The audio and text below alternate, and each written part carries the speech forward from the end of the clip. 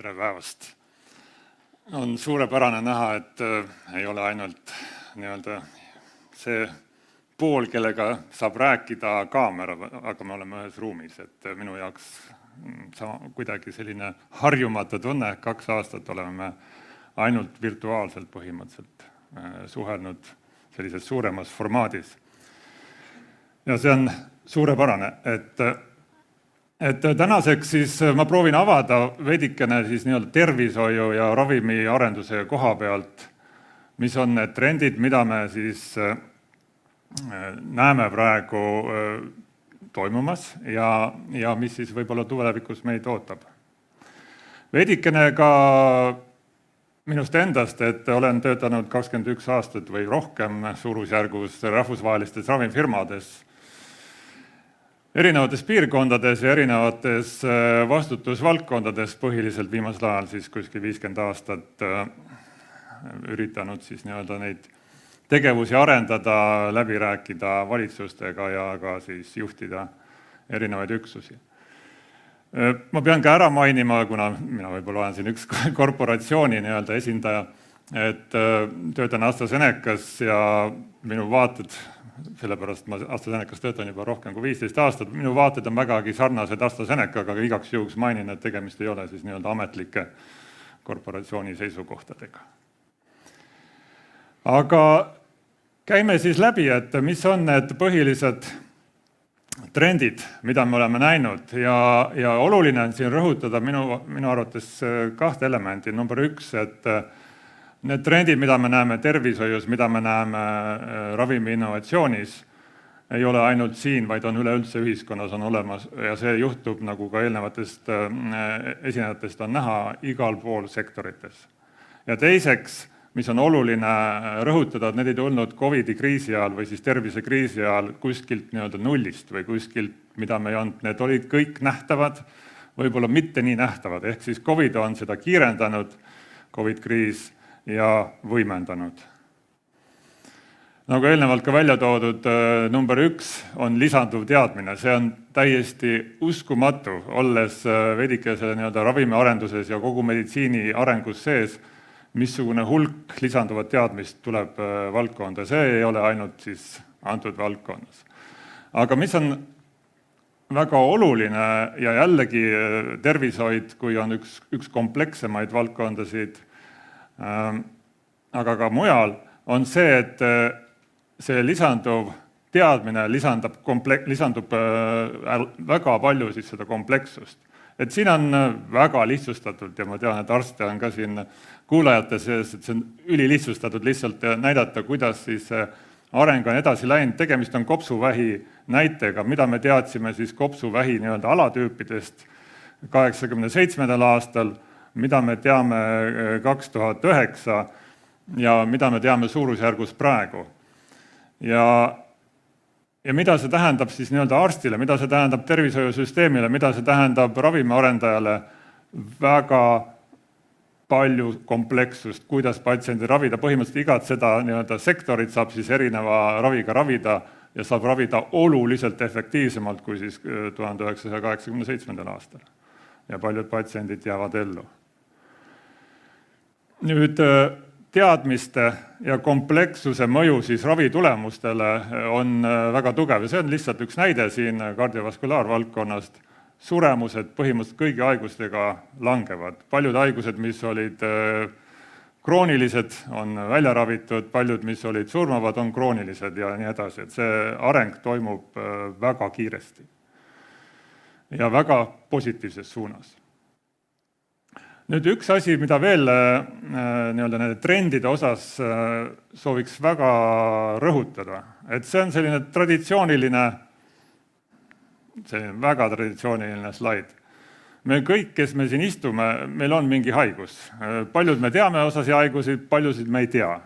Ehk mis on see, mis me üritame teha või mis päästab siin ka maailma, võib öelda veidikene, on see, et me peame tegelema rohkem preventsiooniga. Ja me võime võtta kas või sama COVID-kriisi, tervishoiukriisi.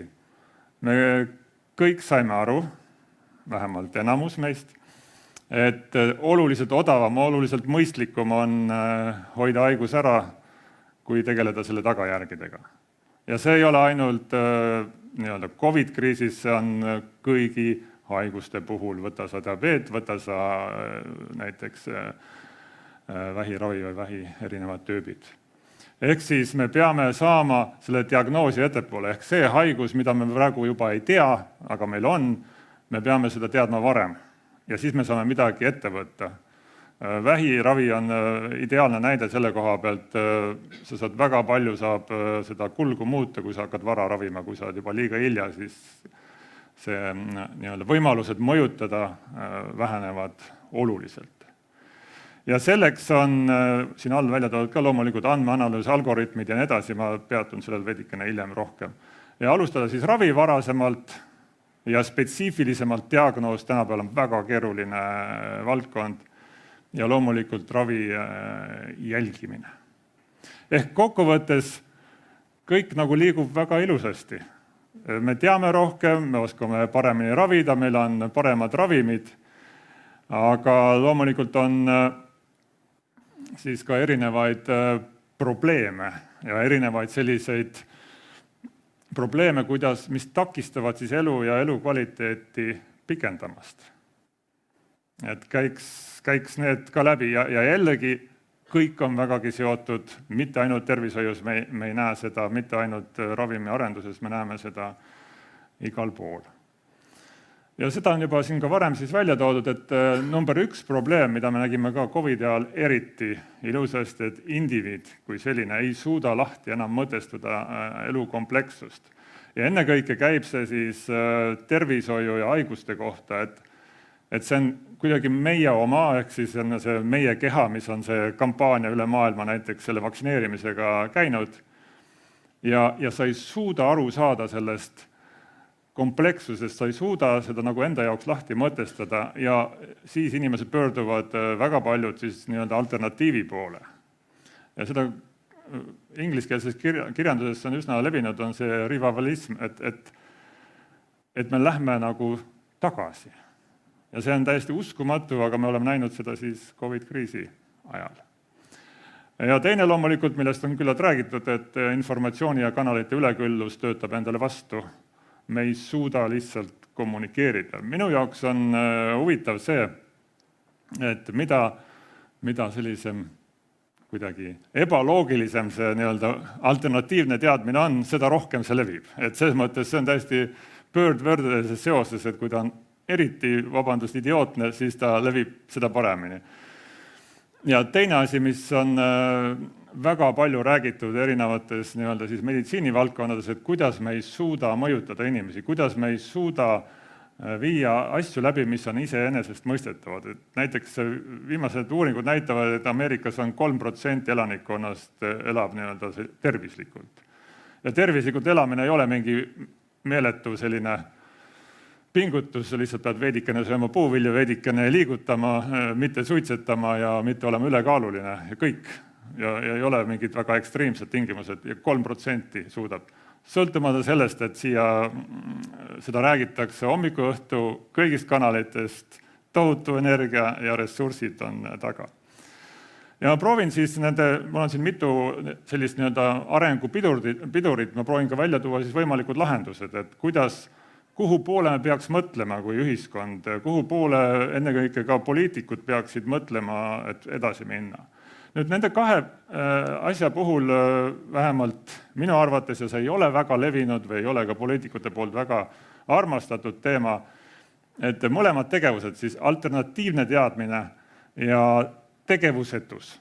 Ja tegevusetuse all ma mõtlen seda, kus on teadmine, et kuidas peaks käituma, näiteks arst ütleb, et sa peaksid tegema seda, aga sa ei tee. Et see tuleb nii-öelda maksustada. Või õigemini siis ütleme niiviisi, et ühiskond väga varsti või juba praegu ei suuda kinni maksta siis alternatiivset teadmist või tegevusetust. Ehk siis indiviid, kes sellest nii-öelda kõrvale kaldub teadlikult, peab ise siis nii-öelda selle eest rohkem maksma. Niiviisi me suudame nii-öelda kauem vastu pidada oma eelarvetega tervishoius. Ja teine aspekt on, millest väga palju räägitakse praegu peale seda või ma ei tea, kas ta on peale Covidit või Covidi vaheajal, seepärast et see tundub nagu olevat Covidi vaheaeg praegu, kus me oleme. Et õpetada koolis varakult kahte asja. Number 1, et puudub tõde. Tervishoius, teaduses puudub tõde. Siin ruumis olijad kindlasti sellest väga hästi saavad aru, aga kui ma olen seda testinud väga paljude inimestega, paljud inimesed on minu käest küsinud, tuttavad Covid-kriisi ajal, kui me kõik teame, et tuli erinevat informatsiooni ja informatsiooni tuleb kogu aeg juurde, mida öeldi eile, homme öeldi juba veidike teistmoodi. Ja tavainimesel jookseb selle peale nii-öelda juhe täiesti kokku. Aga see on täiesti normaalne teaduses, see on täiesti normaalne siis tervishoius. Meil ei ole tõde, meil on lihtsalt parim võimalik teadmine, mis meil täna on. Ja see teadmine kogu aeg kasvab. Ja homme juba see teadmine võib olla muutunud. Ja see on täiesti normaalne, aga oluline on siis siin uskuda neid, kes siis seda nii-öelda, kes on eksperdid, kus on nii-öelda kollektiivselt otsustatud, see on see praegune tõde ja parim teadmine, kuidas me peame käituma. Siis teine nii-öelda koolisüsteemi element on loomulikult allikakriitilisus ja kommunikatsioonis, sellest on väga palju räägitud siin Ukraina sõja kontekstis. Aru saada informatsioonist, aru saada, mis on õige informatsioon, mis on vale või õigemini see jällegi ei ole õiget ja vale, vaid kes seda räägib, mis eesmärkidega, lihtsalt sellega peab koolis rohkem tegelema. Järgmine punkt, mida ka eelkõnelejad rõhutasid ja tervishoius järjekordselt, see on väga-väga oluline, et andmehulk, mis meil on, ei ole lihtsalt enam hoomatav. Et me kõik teame, et meie kognitiivne võimekus on, me küll võime mõelda, et me kogu aeg oleme paremad, aga me ei ole. Inimese kognitiivne võimekus on suurel määral sama viimased, ma ei tea, 20-50 aastat ja võib-olla ka ettepoole. Aga andmehulk, mida me peame otsuste tegemiseks, kasvab meeletus koguses. Ja see sama, mis ma näitasin ennem, see kopsuvähi teema, et kui sa mõtled nagu arsti seisukohast, kui palju aspekte ma pean arvesse võtma ja tervishoiusüsteemi seisukohast, kuidas see patsient peab siis liikuma, mis ravid, mis testid, kus, millal ja kõik see peab ajaliselt kokku jooksma, see on täiesti müstika. Ja siin on loomulikult lahendus on ainult üks. Massiivne digitaliseerimine, milles me oleme Eestis väga tugevad, nähes ka teisi maid, kus me oleme seisma jäänud ja me sellest kõik räägivad sellest hommikust õhtuni, on võib-olla siis, mis me sellega peale hakkame. Ehk siis analüütika, algoritmid, mis siis aitavad süsteemil hakkama saada, aitavad olla rohkem andmete põhised, on ilmselge tee edasi ja siin on Eesti võimalus loomulikult olemas. Ja järgmine või siis kõige viimane ja me kõik seda ka teame, jälle tervishoiu rahastus ei ole jätkusuutlik ja sellepärast neid erinevaid variante, kuidas seda lahendada, eelnevalt välja tuua, et siin on Haigekassa prognoos, ehk me olemegi praegu sellises momendis, kus kui me tahame hoida sama tervishoidu, ma ei räägi, et me tahame tohutult paremaks minna, sama taset on vaja oluliselt ressursse juurde. Aga siin on ka lahendusi, kuidas me saame siiski olla veel optimaalsemad. Me oleme küll, Eesti tervishoiusüsteem on üks efektiivsemaid üldse maailmas erinevate uuringute põhjal. Aga nii-öelda see võlu, ehk see digitaliseerimine, analüütika ja algoritmid, mida ma välja tõin, me peame aru saama, mida ma näen näiteks Kesk-Euroopas, otsustajad ei saa aru, mis see lõppeesmärk on. Digitaliseerimisel tervishoius näiteks ja mujal ka. Et eesmärk on ravi individualiseerimine. See tähendab, et me saame ressursse kokku hoida teatud inimestega sama haigus, näiteks ma ei tea, teist tüüpi diabeet, ja me saame ravirahasid ja tegevuste hulka kokku hoida ühe inimese, kus ei ole nii palju vaja aidata, baseerudes andmetele, ja teise inimesega, kus on vaja rohkem midagi ette võtta, et ei tekiks tüsistusi, kus me peame rohkem ressurssi kulutama, me saame nii-öelda neid siis targemalt seda ressurssi kasutada, mida me kõik korjame siis oma maksu või maksame oma maksude kaudu. Ja järjekordselt siis inimesed, kes ei jälgi siis või kes nii-öelda jälgivad siis alternatiivset teadmist, peaksid selle eest rohkem maksma. Ja paljud riigid on seda rakendanud, näiteks Itaalias, kui vanemad oma last ei vaktsineeri nii-öelda traditsiooniliste haiguste vastu, siis nad maksavad oluliselt kõrgemat tervisekindlustust. Ja me tahame või mitte, tulenevalt elanikkonna vananemisest ja me tahame hoida kõiki neid nii-öelda vananevat elanikkonda aktiivsena ja töövõimelisena, me peame rohkem makse maksma. Nüüd üks oluline asi, mida on võib-olla COVID-kriisist ma sooviksin välja tuua, on see, et COVID vastu vaktsineerimine on üldse ajaloos esimene kord Euroopas, kui mingisugune raviviis tuli korraga kättesaadavaks kõigile põhimõtteliselt Euroopa elanikele suures joones või siis ütleme kõigile riikidele. Loomulikult algul oli järjekord ja vaktsiini kõigile ei jagunud, aga riigid olid võrdsed.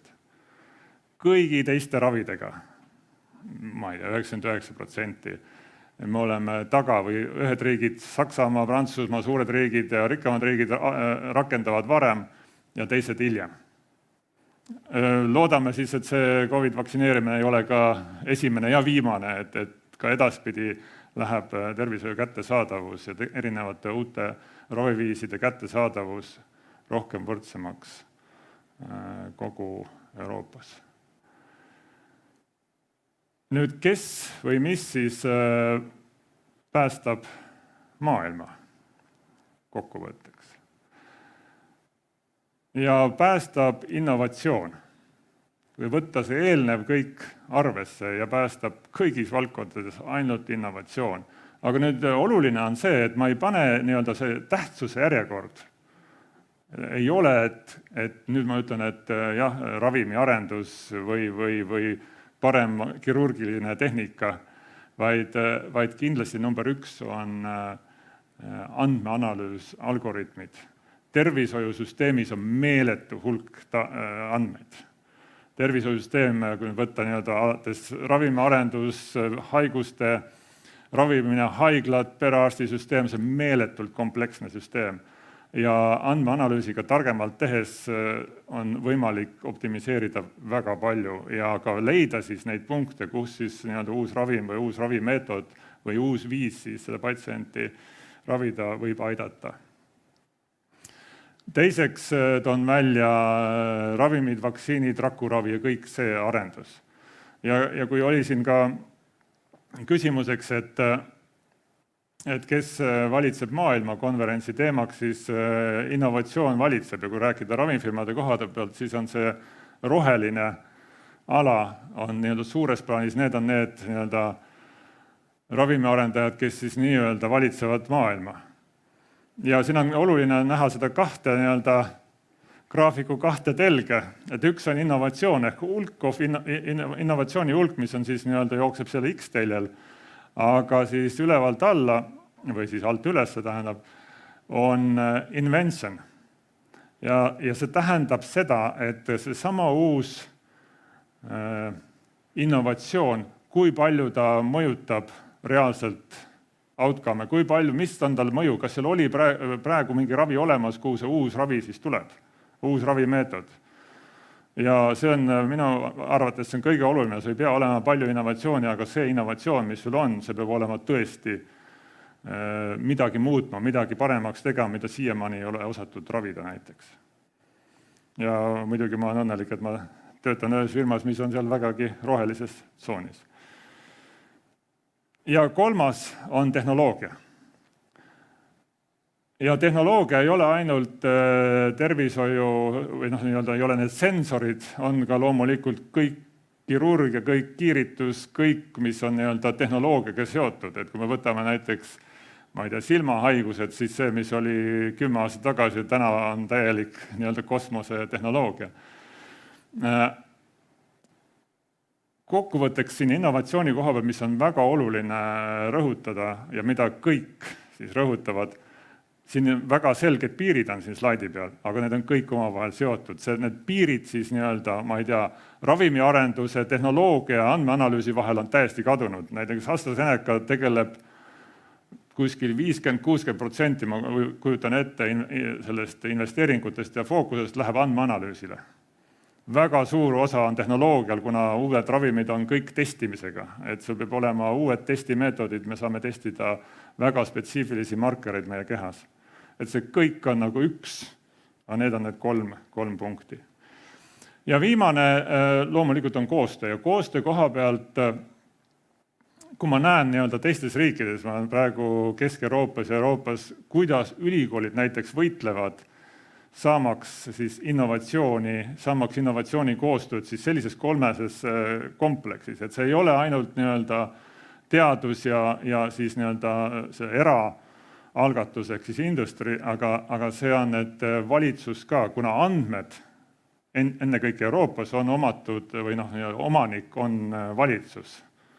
Mitte keegi ei saa terviseandmeid teine omada. Ülikool saab neid analüüsida, aga omab ikkagi government. Et see kolmnurk peab töötama laitmatult. Ja miks see on oluline? See on oluline, et siis me tuleb innovatsiooni, aga see on oluline ka, et siis need maad arenevad, siis need maade GDP areneb. Kui ma näen, kuidas Kesk-Euroopas ülikoolid võitlevad, kuidas ülikoolid koos valitsustega võitlevad, et saada innovatsiooni, saada investeeringuid, näiteks suurte ravimikorporatsioonid, et nad investeeriksid maale ja luua need tingimused, siis see on täiesti uskumatu, mis toimub ja Eesti on väike ja meil on teatud valdkonnad, kus me oleme väga tublid, me peaks seda kindlasti rohkem kasutama. Me kasutame, me oleme tublid, aga ennekõike see ülikoolid koos riiklike institutsioonidega tõesti võitlevad teistel maadel ja seda peame kindlasti Eestis rohkem tegema.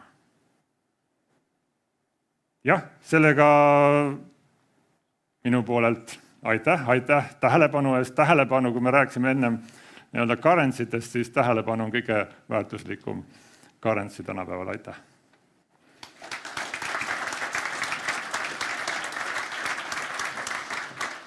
Kas headel osalejatel on küsimusi? Palun!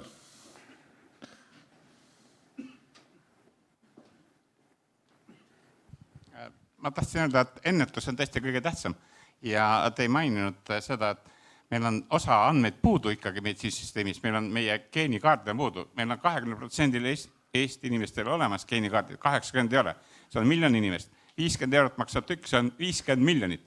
Kujutage nüüd ette 50 miljonit võrdes Lasnamäele tuleva haiglaga on nagu murdosa ja see on kõik, mis oleks vaja teha, et me saaksime ennustada kõiki haigusriske ja mitte ainult haigusriske, aga seda, et mõni on jube lahe tüüp, oskab hästi rääkida ja teen lihtsalt nurgas ja ei kuula midagi.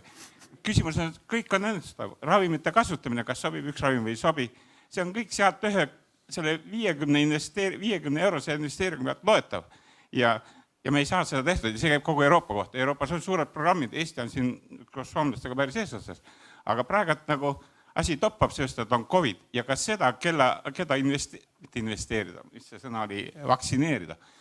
Investeerima jääb ka keda vaktsineerida esmajärjekorras oleks tulnud nendest uuringutest välja tegelikult ja me oleks saanud teha palju parema nagu tulemuse, kui me oleks teadnud seda ette.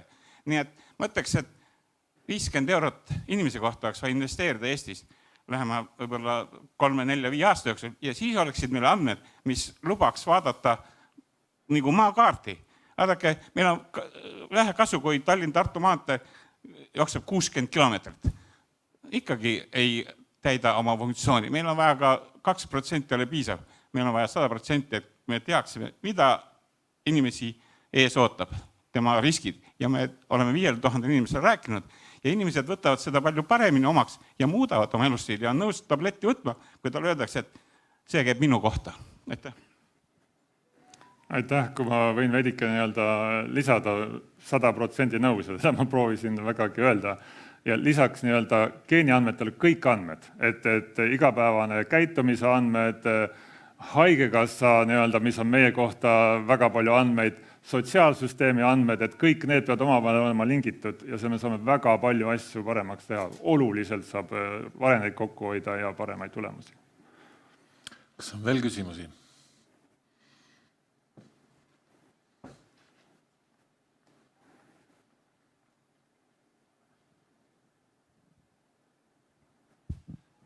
Tervist. Ise olen keskkonnavaldkonnast pisut teisest, aga räägin võib-olla nagu patsiendi pilgu läbi, et ma nagu näeks, et probleem on sealt diagnoosimises, et ütlesite, et kõige efektiivsem meditsiinisüsteem Eestis, aga et Eestis ma näen seda, et kuidagi see esimene liin, kes võiks ja peaks aimama, mis sul häda on, et ta põhimõtteliselt räägib sulle mingit villase soki ja viina juttu, et see ei vii minu arust väga kuhugi selle, kuidas ma ütlen, õige asjani, et kuidas seda parandada, diagnoosimist siis. Et tegelikult sellele küsimusele professor Maimets siin vastas. Jah, professor Metspalu just vastas, et tegelikult, ma ei tea, miks ma Maimets mõtlesin, et vabandust selle pärast, et miks see on oluline, ongi see sama, et me läheks professionaalseks. Ehk muidu on see tunnetuslik ja ma ei taha öelda seda, arst teeb otsuse. Arst võtab arvesse kõiki neid aspekte, aga eeltöö peab olema andmete poolt tehtud. Ehk see arstil on juba analüüs siin ja arst teeb selle pealt otsuse.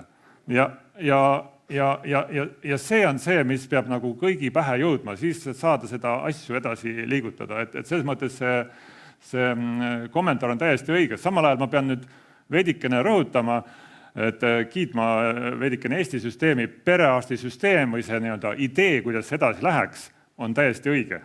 Aga perearst ei suuda kõigi selle A-Z kõikide ravimite või kõikide siis ravimite ja kõikide haigustega olla professori tasemel. Seal peab olema süsteem, mis aitab. Ja süsteemi aitavad siis üles ehitada vastavad eksperdid erinevatest siis valdkondadest, et andmeanalüüsis. See on tohutu võimalus ja Eestil on tohutu võimalus siin midagi teha ja seda teadmist müüa. Praegu peale Covidit, nii nagu välja oli toodud ka siin eelnevalt, paljud riigid seda teevad ja ma näen tõesti seda riski, et meie see unikaalne võimalus on juba teised liiguvad mööda juba. Siin vaadata, mida näiteks Rootsi lõpuks hakkas nüüd meeletu protsessi algatas, Saksamaa algatas tohutu digitaliseerimise protsessi tervishoius, et kõik lähevad selles suunas praegu väga aktiivselt ja meil on see võimalus siin särada ja ka müüa oma teenuseid. Kas on veel küsimusi? Mul on ka üks küsimus. Et ma tulen siia selle juurde tagasi, mille pärast me kõik mõned kuud tagasi veel muretsesime enne sõja algust. Et jälgisime ajalehes ka suure imetlusega, et kui kiiresti tulid vaktsiinikandidaadid ja uued tehnoloogiad ja millise hooga need vaktsiinid turule tulemisega oli defitsiiti, aga millise hooga ikkagi vaktsiinid jõudsid. Aga mina sain küll nii aru, et ka uute tüvede vastu on nüüd uutest tehnoloogiatest abi, aga miks me ei näe siis uusi ja tüvespetsiifilisi vaktsiine, et kas on mingisugused regulatsioonitakistused või ametiasutused liiga nõudlikud turvalisuse osas või kus see probleem on? Väga hea küsimus, et ravimit välja töötada ja siin on nagu väga tihti ma näen jälle ajalehes, et Tartu Ülikool töötas välja uue ravimi. Ja tegelikult, ja see on suurepärane, meil on teadust, aga me töötame välja siis kontseptsiooni. Kas ravim või vaktsiin toimib või ei toimi, peab olema kliinilistes uuringutes kinnitatud. Ja nüüd, kui rääkida Covidist, et näiteks ka võin öelda AstraZeneca koha pealt meil olid tõsiseid raskusi, et see Covidi laine läheb üles ja alla. Et tõestada, et sinu vaktsiin toimib, sa pead võtma 1000 inimest, ühed vaktsineerid, teised ei vaktsineeri või isegi 10 000 ja rohkem. Ja siis vaatad, kas see toimib. Aga sa teed selle uuringu, sa teed selle uue variandi, alustad seda uuringut ja siis Covidi tase läheb alla ja sa ei saa lihtsalt neid sündmusi, sa ei saa kahte gruppi omavahel võrrelda või tuleb juba uus tüvi. Ja siis sa teed ruttu, siis teadlased proovivad laboris siis leida selle uue versiooni, aga jällegi, enne kui see kasutusse võtta, sa pead näitama, et see toimib. Ja siis sa teed ravimiuuringut kuskil piirkonnas, kus näiteks on omikron ja järsku omikron läheb alla, tuleb delta üles seal piirkonnas. Siis sa pead jälle uue ravimiuuringu tegema teises kohas ja see võtab aega. Ei saa ühtegi ravimit kasutusse võtta teaduspõhiselt, kui sa ei ole näidanud, et sa reaalselt toimib placebo-grupp. See on üks karmimaid tingimusi üldse, kui rääkida erinevates valdkondades, et siin ei ole sellist nii-öelda udu, vaid tõesti reaalses elus see peab näitama toimet. Hea, aga ma küsin edasi, et mul on meeles Milton Friedmani seisukoht, et mida peaks nõudma on see, et näidatakse ohutust, aga mitte toimimist, et küll turg selle toimimise välja nopib, et mis te sellest arvate? Mina arvan sellega, et kuna siin tõingi välja, et kuna see usalduse pool on väga keeruline ja see vahendid, mis siia sisse pannakse, on meeletud, siis mina küll kindlasti toetan seda, et ta peab olema kindlus või see tulemus peab olema selge, kas seal on tulemust, on seal toimet või ei ole toimet, enne kui see kasutusse läheb. Loomulikult siin tuleb väike aspekt, millega ma olen nõus, kui on meil väga suur kriisisituatsioon, siis võib-olla on teatud erandid võimalikud, aga üldises plaanis peab näitama toimet, muidu läheb see nii-öelda sinna samma alternatiivteadmise valdkonda ja me keegi ei taha kasutada ravimit, kui me näiteks vähihaiged, me ei tea, kas see toimib või ei toimi. Niikuinii me ei tea, kõigile ei toimu, mitte ükski ravim ei toimi kõigile, aga me peame näitama, et enamus osale see toimib. Ja me peame seda mõõtma tegelikult reaalelus ja me peame juba ette arvestama, nii nagu professor välja tõi, et juba ette teadma, kas see toimib, kellel see toimib. Ka meie täname. Aitäh!